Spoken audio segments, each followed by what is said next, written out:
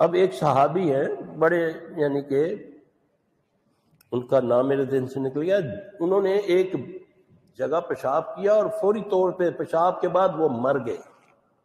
آواز آتی ہے کہ تینوں تیر ہمارے نشانے پہ لگے.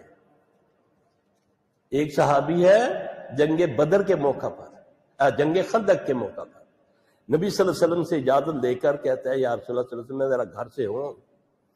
رسول اللہ صلی اللہ علیہ وسلم نے اس کو کہا کہ خالی ہاتھ نہ جانا، خندق کھود رہے ہیں، ابھی جنگ ہونی ہے. تو وہ گھر آتا ہے تو دیکھتا ہے کہ اس کی بیوی جو ہے باہر گلی میں کھڑی ہے. غصے سے کہتا ہے تجھے کس چیز نے باہر نکالا ہوا ہے؟ یہ صحیح حدیث ہے. کہنے لگی اندر دیکھو تو صحیح کون ہے. جب اس نے دیکھا تو اس کے بستر پر سانپ بیٹھا ہوا تھا.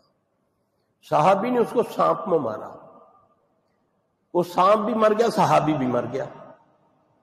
جب یہ بات نبی صلی اللہ علیہ وسلم کو پتہ چلی تو آپ نے فرمایا گھروں کے سانپوں کو آواز دیے بغیر نہ مارا کرو، پہلے آواز دے دیا کرو.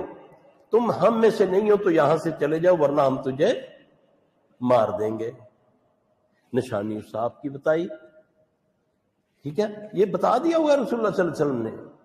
میری بات نصیبی ہے کہ میں نے نبی تک تو مجھے جانے ہی نہیں دیا، میں تو فرقوں میں بٹ گیا.